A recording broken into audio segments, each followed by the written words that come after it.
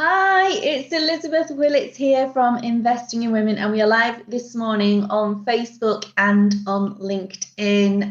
We're going to be talking with Marie Hemingway today from Speak Out Revolution. We're going to be talking all about harassment and bullying and what we can do to prevent it, to if we experience it or see somebody else experiencing the effects of that as well. So we're going to be talking all about workplace harassment and bullying. I'm here today on Facebook and on LinkedIn with Marie Hemingway from Speak Out Revolution, which is a charity that supports victims of harassment and bullying at work. If people are logging on, if you can let me know if you can hear us all okay, if the sound is fine, if you give us a like and emoji, that'd be brilliant.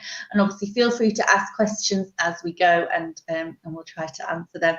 So thank you everyone that's logging on today and watching, and thank you so much, Marie, for your time today. It's an absolute pleasure. And I know you're not very well, so thank you so much for joining us from your sick bed. I really, really appreciate it. So thank you. I am literally in my bed. Oh, good. Now you look very, very comfy. It's so crazy.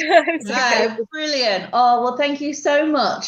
So before we sort of get into you and specifics about harassment and bullying, it'd be a really good idea. Good if you could talk a little bit more about your charity, Speak Out Revolution. You know who you are, who do you help, and what are your aims. If that's okay.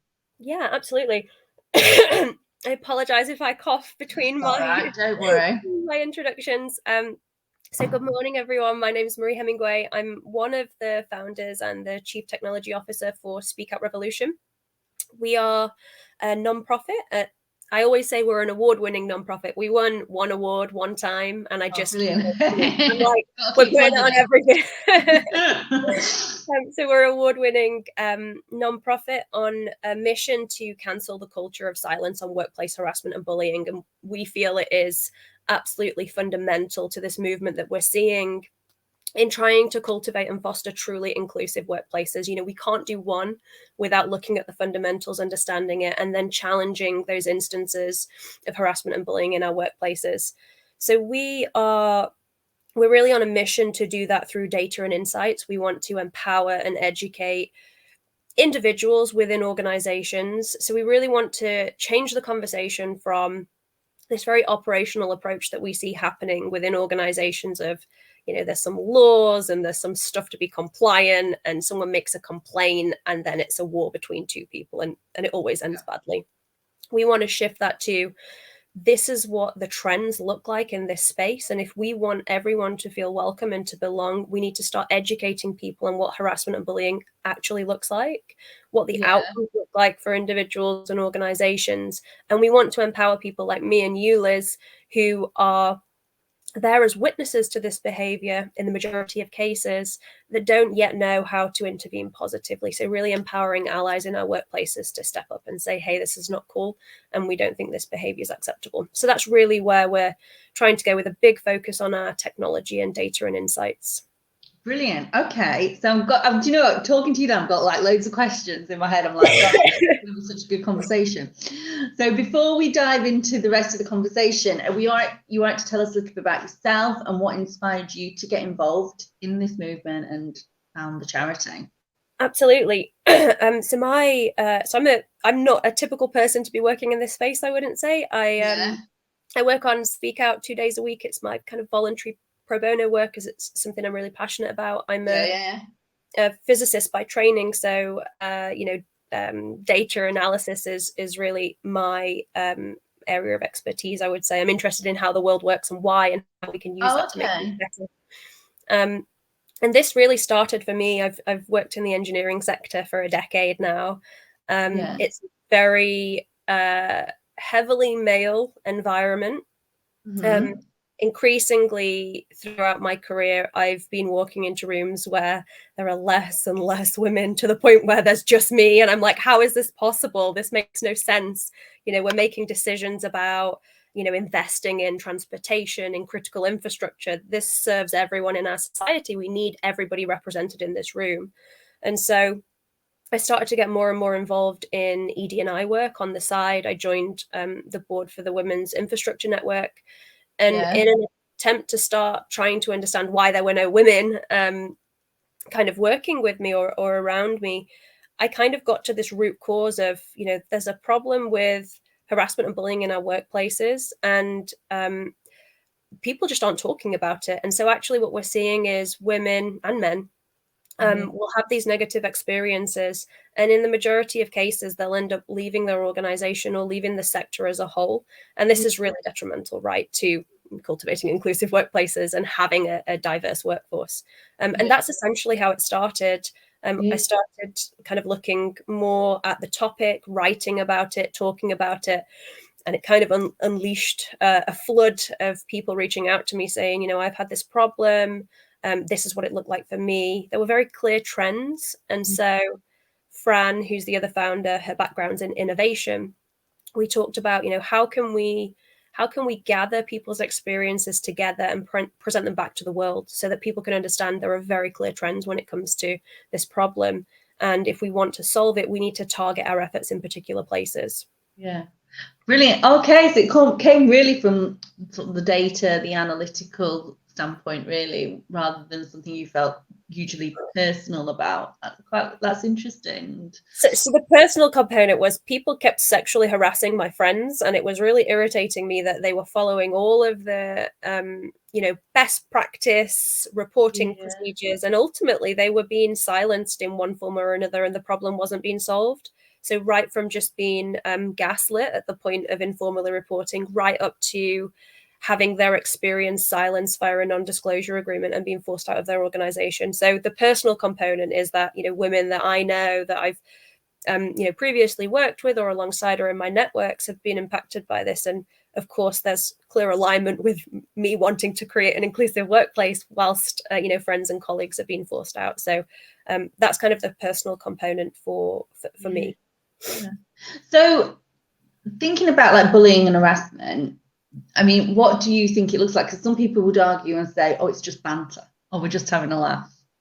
That might be the defense. So where is the line? And there is maybe a line. And it's interesting you should say that, because if somebody, this is the most prevalent form of workplace harassment and bullying that is reported to us, which we would refer to as gaslighting.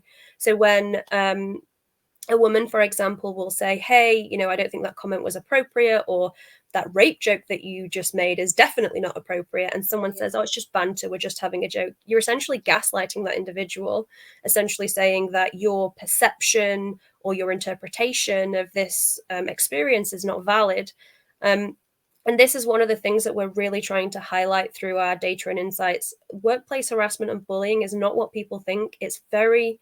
From the reports that we receive, it's very subtle behaviors over an extended period of time. And studies have shown that psychologically, it has the same impact as a one-off, large, extreme event. So we can't overlook that these situations are not important.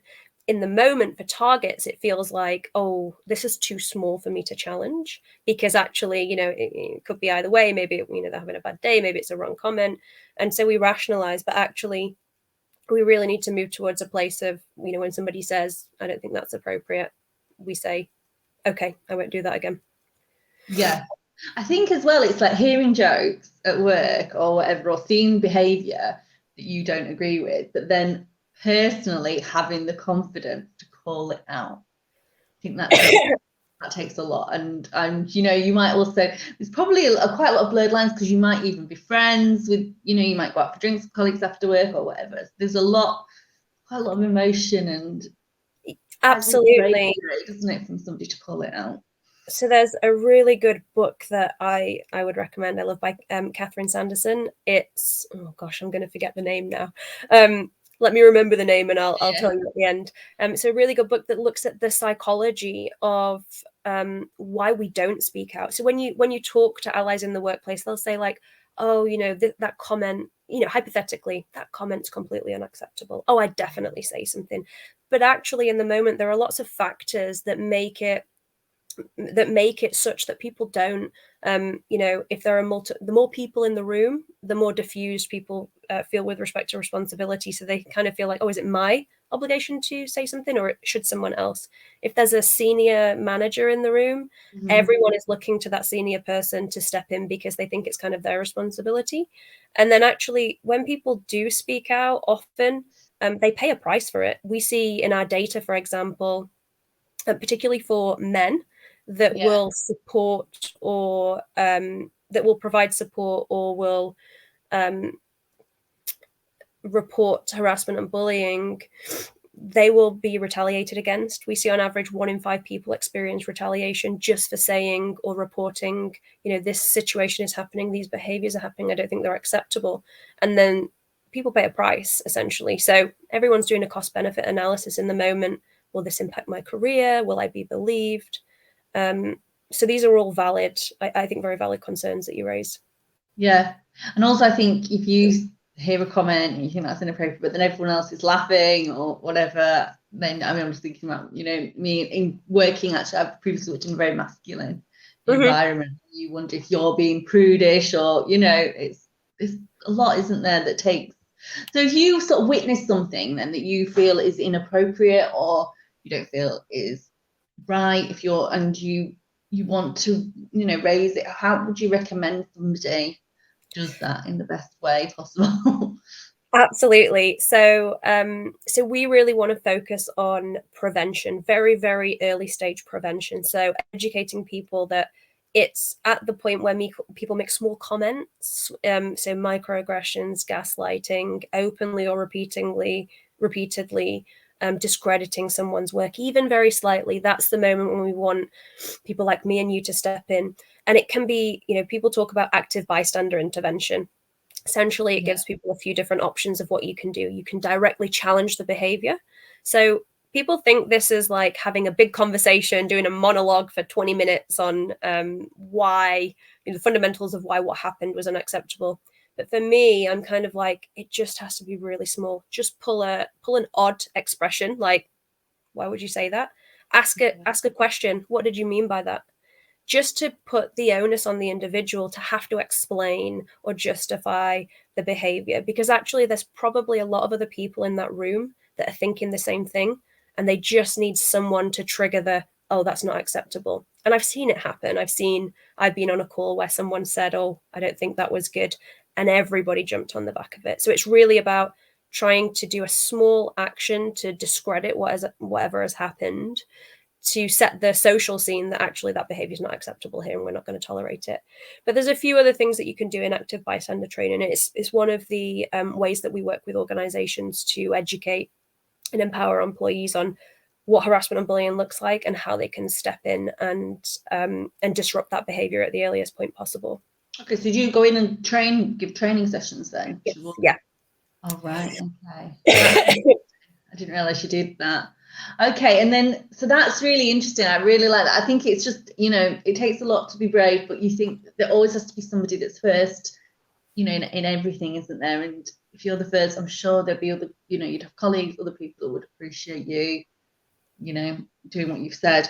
And what about jumping ahead now, my questions, but if you are feeling victimized at work, if you're feeling, nobody's calling it out and you don't feel you've got any allies, and you think, am I being paranoid? Is this, I'm sure that goes through some people's heads. So actually, one of the biggest challenges that we see for people in that situation or targets of workplace harassment and bullying is that it takes a really long time to recognize you're in a bad situation. And by the time you've recognized you're in a bad situation, you kind of are stuck in what to do because it's had to escalate to a particular severity. So one thing that I would say is really try and label your situation early, understand what or validate that you are having a negative experience as early as possible, because what we see in reports to us is the first thing to be impacted is your mental health. And actually, by the time you've recognized that you have a problem, your mental health has been degraded to the point that you don't really have the resources emotionally, mentally, physically, because you start to see physical manifestations of the mental health detriment. And so I would encourage people to, validate their experience as early as possible. If you're, and there's little things like, if you're waking up, you don't want to go to work, if you're crying at your desk, and someone in your family hasn't just died. These are all signs. If you're taking longer routes to get to a meeting, or you don't want to go to a particular meeting, it could be because you're experiencing these kind of low-level behaviors that your body's trying to protect you against.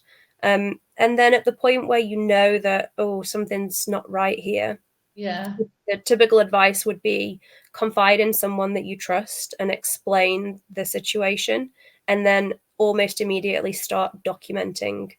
And the documentation gives you the option to report at a later date should you wish to. But actually, what we hear from people that run workshops with us, targets of workplace harassment and bullying, one of their key pieces of advice, especially where gaslighting is involved, people begin to feel paranoid. They question themselves. They think, start to internalize and think they're overreacting and overthinking it. And documentation is really helpful to not question yourself, because that's exactly what the behavior is trying to make you do, to trap you in that poor situation. So they'd be my initial piece of advice. We've got loads of resources on our website, speakuprevolution.co.uk. They're all free. People are welcome to go and check that out. Brilliant. And actually, do you know what? I might be ignorant here, but what is gaslighting? What is the technical term for gaslighting? So gaslighting, it's such I think it is very misunderstood in the UK. And actually, I didn't really understand what it was until I started working at Speak Out, and we were seeing the reports come in. So gaslighting is behavior, and it can be lots of different things. I can give a couple of examples. But behavior that makes you question your perception, judgment, memory of a particular situation or event. So one example of gaslighting that I've heard from someone is they gave a presentation at work. They were being harassed and bullied by their manager. They gave a presentation at work. It was great. Their manager came up to them afterwards and said, this other person said that your presentation was really rubbish, but I thought it was okay. Now, that other person never said it. But then the target is not going to go to the other person and ask them, did you say this thing right? And then the manager simultaneously is taking credit for the work in other forums where people have recognized that the presentation was great. So the target is thinking, oh, people think that my work is not very good. But then the manager is stealing their credit and competence in other spaces. And another form of gaslighting is we see it especially when women report sexual harassment. Like, if anybody thinks they're experiencing sexual harassment and they report it informally or otherwise, if the response, or if anybody gives this response, is, are you sure you're not overreacting? Are you sure you're not being oversensitive? Are you sure you're not overthinking it? That's a form of gaslighting, because you're essentially initially challenging the individual to say, oh, well, I don't think that person, or I don't think that person would do something like that. It must be you. And that's very typical gaslighting, but it comes in lots of different forms. Okay, so it's like undermining somebody, making them doubt themselves, question themselves. Exactly. Yeah, it's like basically pulling down their confidence, so then they back off. And it's interesting you should say confidence, because the top 3 outcomes of workplace harassment and bullying are a very high proportion of people want to leave their organization. So 4 in 5 people, a very high proportion of people say they do leave their organization as a direct consequence, 3 in 5. The second is mental health detriment. And we see, this is my biggest learning from this work. It is horrific, the detriment people face to their mental health. It's not just that they feel sad at the moment that they're experiencing harassment and bullying. They're essentially traumatized, and they will have, anxiety, situational depression, complex PTSD. They'll have to medicate potentially for years afterwards, seek speaking therapies. And then the third thing is impact to confidence. So particularly in my field, STEM, a lot of women in STEM will say, I've experienced imposter syndrome, or I've really lost confidence. And it translates to people not wanting to even go to job interviews. People being forced to leave their organization and not feeling like they can apply for a role that they are highly, credentialed for. Yeah. And this has a kind of a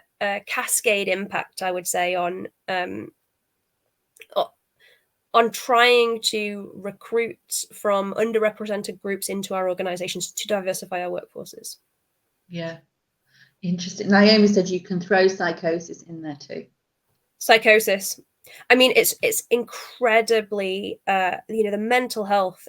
I see a lot of organizations talk about, they've got mental health first aid trainers. They talk a lot about mental health and how important it is. And I think, but you're not talking about workplace harassment and bullying. Like 1% of people that report to us will mention, without being prompted, suicidal ideation, unsuccessful suicide attempts. It's incredible. And this is something that organizations can control, right? They can allow this behavior to flourish, or they can put in measures to try and mitigate these social challenges that come into our workplace. So that they can relate with the imposter syndrome as well. Absolutely. So we've said, so you're keeping a record really of what's happening, and then you're building up a picture if you think you're experiencing this. And then what should you do with that? If you feel like, you're a victim and work isn't going well for you because of an individual or a group of individuals, once you've got a picture, what should you do with that? So it's a really difficult question for me to answer. And maybe I explain to you why based on our data. So what we typically see for people who experience workplace harassment or non-inclusive behaviors, the majority of people will not formally report to their organization, which is the standard route to resolution established in our laws, established in best practice from all of the different entities that control this around the UK. For people that do report, which is around 36%, what we see is, you can imagine they're in a bad situation anyway. Their mental health has been impacted. They're seeing physical impacts of the behavior. The formal reporting process itself, as defined as standard within organizations, actually adds more detriment to mental health from the reports that we receive. What we see is it's 4 times more likely that when somebody formally reports, their situation becomes worse, not better. Yeah. And only 4% of people who do formally report to their organization will say that they achieve a full resolution. And then really at the extreme end, so someone's gone through this and it takes months and months and months. Who are you reporting it to, HR or? So within an organization, typically the route would be to formally report through a grievance or some other process within HR.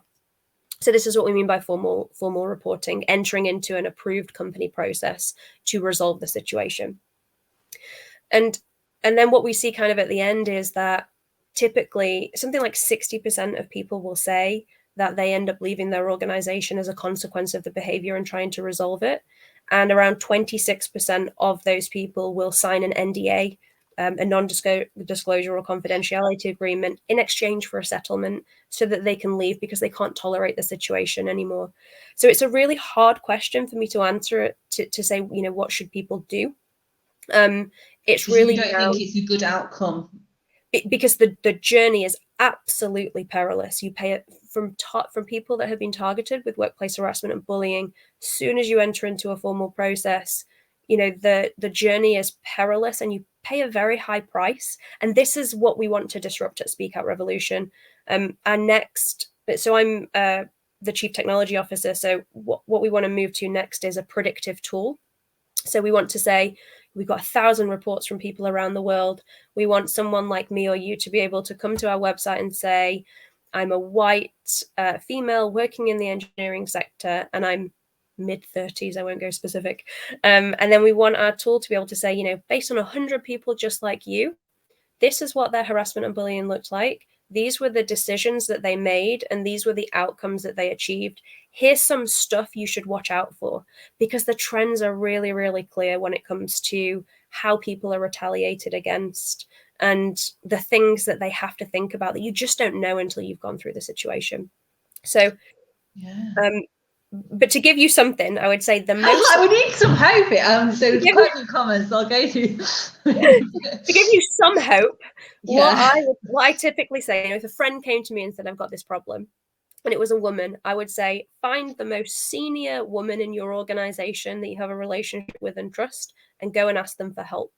And typically what we see in terms of resolution for people like me and you is that they are moved teams or roles, or they leave the organization. That's what a full resolution looks like. It's very, very rare that the harasser or bully is re-educated. We see that in 3% of cases, or that they leave the organization. I think in 3% of cases, the harasser or bully the bully leaves the they'll organization. be asked to leave. Yeah. So I would say, knowing what I know around the price that people pay, if it was me or a friend, I would be saying, it's highly unlikely that if you want, this situation to be resolved in a way that justice has been achieved, you're very likely not going to get that. Recognize that early. And I'd be looking, can you move teams? Can you do it in a way that's strategic so that actually you're going to a role that is advantageous, rather than in 6 months when your mental health is destroyed and you've got no resolution, you're having to take a lower paid job and leave the organization because you've got to get out quick. Like, they're the two ends of the spectrum that I'd be thinking about. Just looking at some of these comments now. I would say, which is very controversial, Liz, because people in this space don't say this, but I'm kind of like, this is the reality of what I think we need to hear it. I'm just I'm thinking out loud, like there's all this thing about the gender pay gap. Do you think there should be something about organized, how many people within, I know they've done it, haven't they, with Channel 4, it was reported recently, how many people within organizations have signed NDAs, and a lot more transparency about that, and companies should be declaring that along with their gender pay gap. So I think that would be brilliant. One thing that we see in reports to us is women who will find out accidentally that they are paid significantly less than non-equivalent male counterparts. They'll be hiring someone to work not beneath them, but within their team, and they're offering them 20% more than they're getting paid, even though they've got lots more experience. And when they realize they'll challenge it, they'll end up with an NDA. And yet that same organization is applying for diversity and inclusion awards. They're on the Times top 50 employers for women. I think I like your suggestion around the gender pay gap and NDAs. I think I'd even push for any of the awarding bodies that say, places are great for women to work, for example, or people to work, or, D&I awards, to have to start saying, and actually these are the stats on harassment and bullying in this organization. Because for me, I look at some of these awards that don't amplify employee voice, and I just think this is PR. You're allowing companies that have got, I think, quite bad problems to buy PR from you. And that's dangerous, right? For the young black woman that's looking for a job, or someone like me, maybe a younger version of me that's looking to work in STEM. Yeah. Look, we've got a lot of comments. So Naomi said, with the documentation, you have to have enough. You have to have enough for HR to warrant any significant action. I.e., moving you is most likely what will happen if mediation doesn't work, which sometimes it doesn't. Often damage can be done. So mediation, there's a lot of challenge around the effectiveness of mediation in cases of workplace harassment and bullying. So the problem with, or the challenge that I see people talk about, is mediation can only be effective when the two parties that are being mediated have equivalent levels of power within the situation.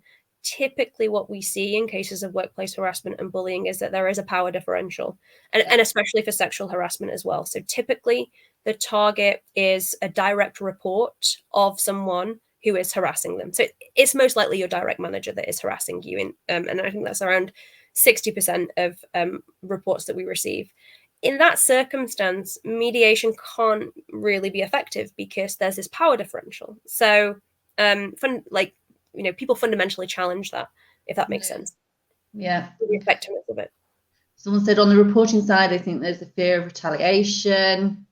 1 in 5 people who report to us will say that they experience some form of retaliation, and it might be exclusion from future meetings, rumors being spread about them.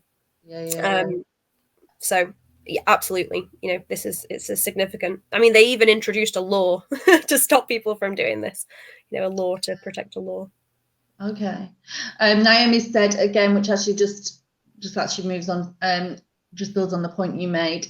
Some companies will now say you have to go through a manager, which adds another block if there are issues. I suppose even if it's not your manager, if they're a new manager, if you've not built a relationship with them, it can be quite difficult to go through. Or maybe you don't really want them. Maybe in a way you feel you've got quite a professional, I don't know, some sort of relationship with them. You don't want them to necessarily know. So I think it's a really good point, right? Because when you look at harassment and bullying policies in organizations, so organizations will typically say, we've got a zero tolerance policy to workplace harassment and bullying. And my challenge would be, you probably tolerate it quite well. You just don't know. Because in the majority of cases, companies don't see the problem because people won't report to them.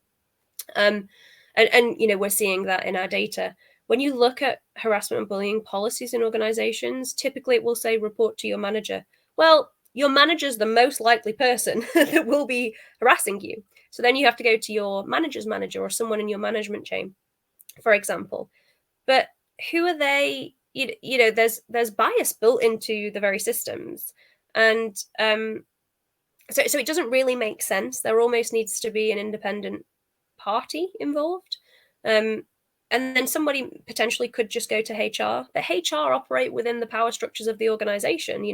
They're worried about their jobs as well. So if a senior manager says this young woman, and this is an actual story that I've heard from someone who used to be quite senior in HR.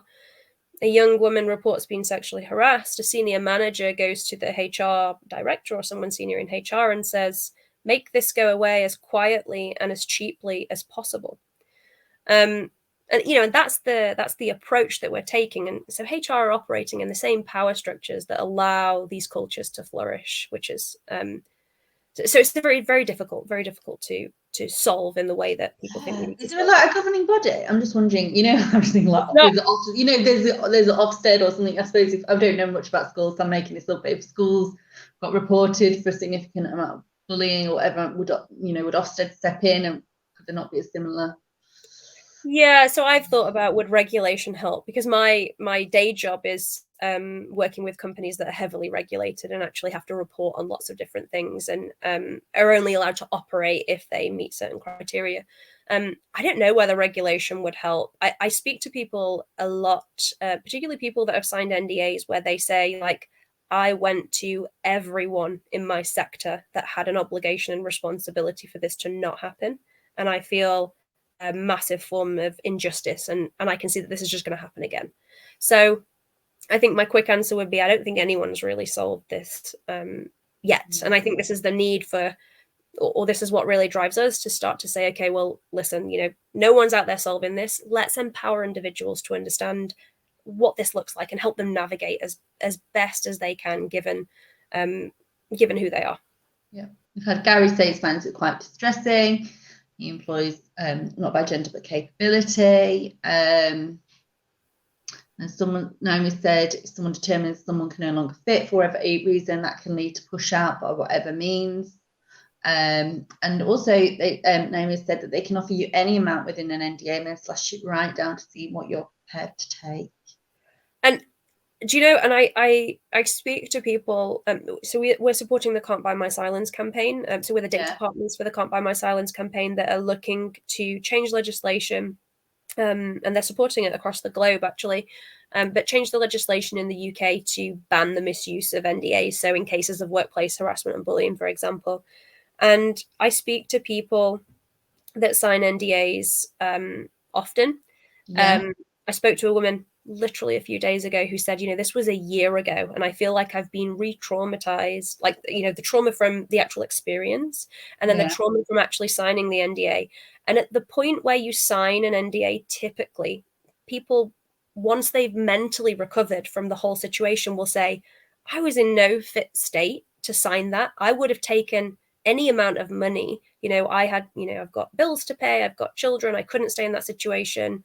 I would have signed anything to get out. But now that I look back, that's ridiculous. I can't believe that this is allowed to happen.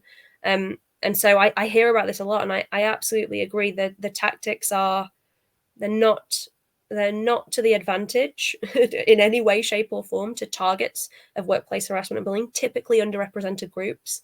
And And it's not beneficial for society either, because typically the perpetrator stays in the organization and they're protected and they're allowed to do it again.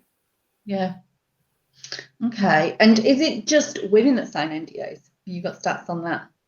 Good question. So the answer is no.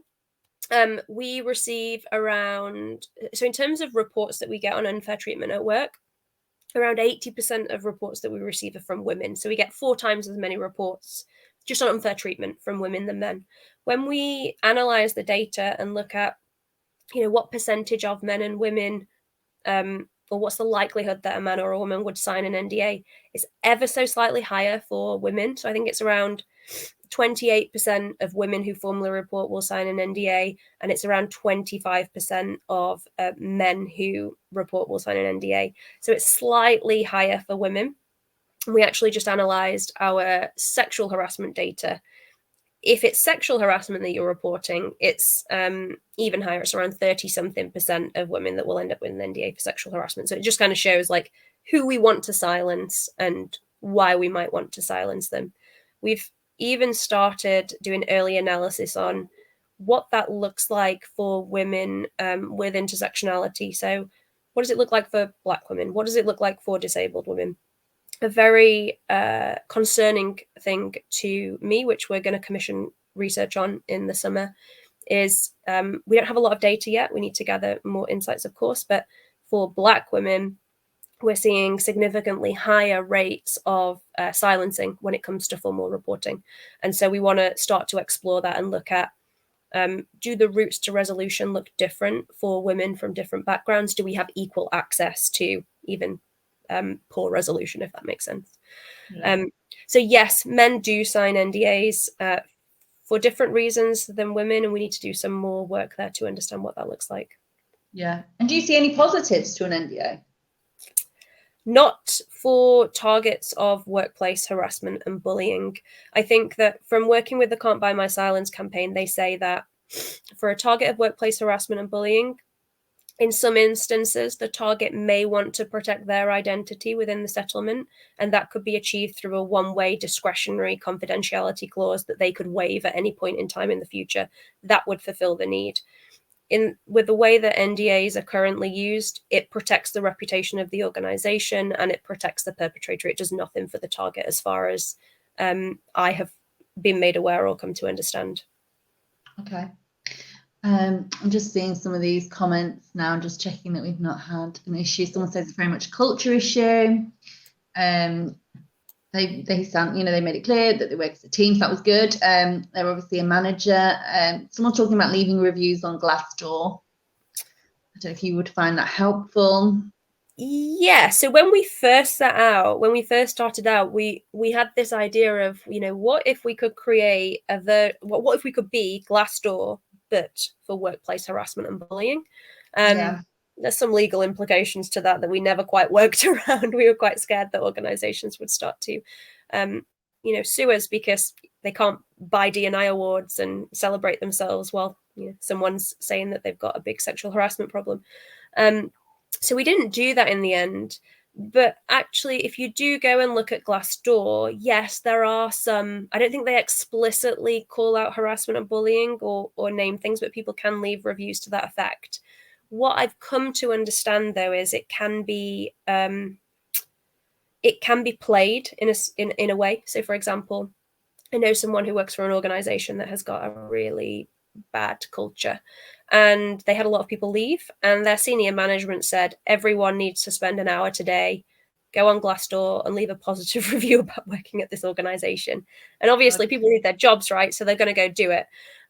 So it can be, everything can be manipulated. So and we do hear that those things happen. So and as well, I think maybe is there a time limit as well when you have to bring a case to fruition? So I'm not super knowledgeable on the legal side of things, because for us it comes very, very, very far down the route to resolution. But from the conversations that I've had with people that bring tribunal cases and things like this, there's a 3-month limit on like when you can do stuff, or the time limit of like after that you can't you got to make your decision in that 3-month period. And when you talk to targets of workplace harassment and bullying, bear in mind they're suffering a trauma from their experience.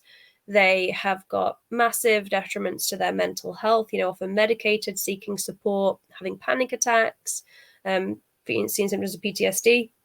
That doesn't go away within 3 months, right? So often people don't have the emotional resources or financial resources, because it costs money, to do any of this.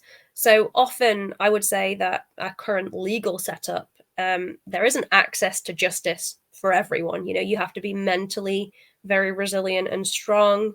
You have to have financial resources. You have to have time. I've got a 3-year-old. I can't imagine having to go and do something legal on the side. I can barely make sure the car's insured at our house. So there's a massive, massive burden on the individual. Yeah, absolutely. Naomi said it's 12 weeks. 12 weeks. Oh, thank you, Naomi. Yeah, thank you. Gosh, it's like, it is mental. I mean, I was going to ask you a topical. I wonder about whether Virginia Giuffre, whether she would have signed an NDA or had it gone too far? So I did actually, when you mentioned it to me, I did actually see on, I want to say social media or in the newspaper that that someone had claimed that she didn't sign an NDA, and they thought that was really positive because it's showing that the tide is turning on kind of the use or abuse of NDAs, especially when we look back at the whole Harvey Weinstein scandal. I would say that the counter argument is a lot of the information was out in the public domain anyway. So these, confidentiality clauses are essentially protecting reputation or trying to hide that something may have happened.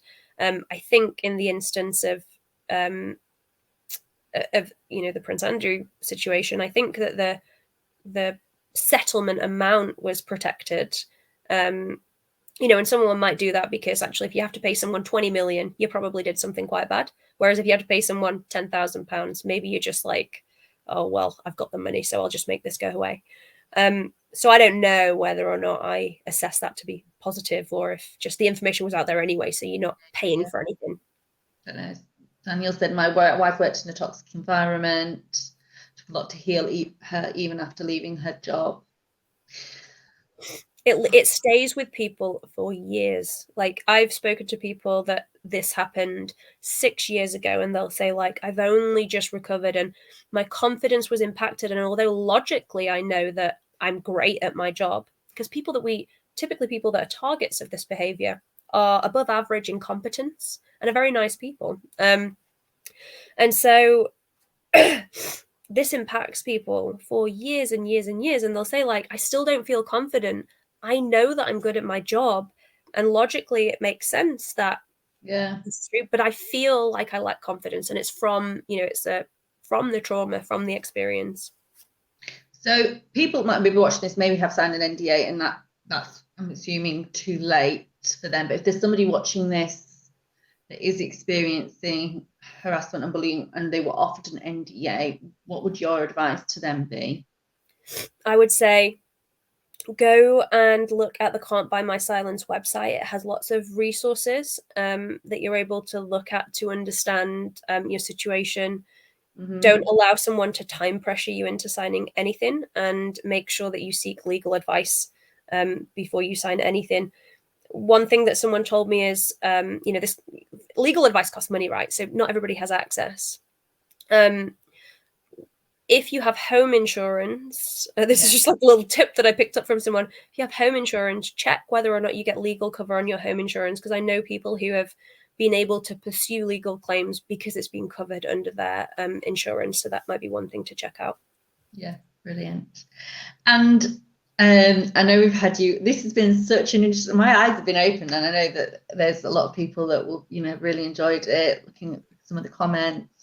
Pretty depressing. A lot, and it's been quite shocking. It's been a really brilliant session. So thank you so much. So finally, if you are a boss, or if you're in HR, or you have power within your organization, what can you do to prevent a toxic workplace and stamp out any bullying, harassment that you might hear of? Absolutely. So I think we kind of recommend a few different things. One is understand what the problem looks like. From the reports that we receive, organizations do not understand the nature of non-inclusive behaviors in their workplace, because in the majority of cases, 60-something% of cases, people do not report to their organization. So we have a free resource, the Speak Out dashboard, that anybody can go to that can say, I work in the engineering sector, show me what the problem looks like in this sector, and then they can target training, talks, efforts to try and address that. The most effective prevention method for workplace harassment and bullying is active bystander training. Train a couple of people in your organizations on how to deliver that, and then cascade it out. It's not a massive investment, and it can make a big difference to people that are experiencing these challenges. And then I would also say there are some structural things. So the people, process, technology, data, there are all things that ED&I teams or HR teams can look at. And we have data that can help to say, here's something typically that happens that prevents a good solution. Like what's the setup like in your organization? How can you tweak it to make it better for people that are having problems?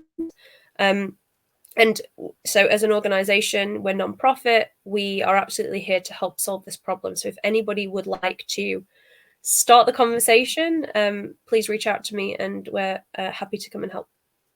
Brilliant. We've had a comment here from Helen, who I know works in law.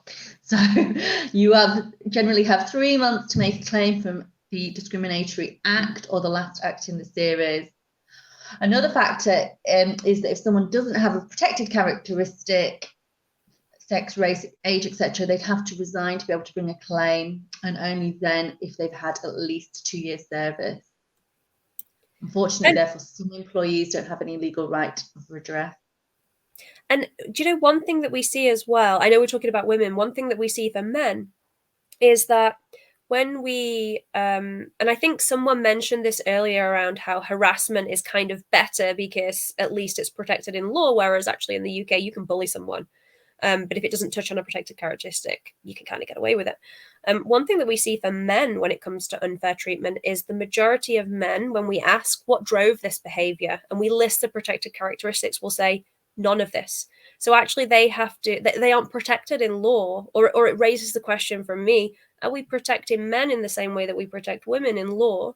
I'm speaking in very binary terms about gender. That's really driven by our data. When we got sufficient data on other genders, I'll introduce those as well. Are they really protected in law to the same extent? I don't think so. And thank you, Helen. That triggered that thought for me.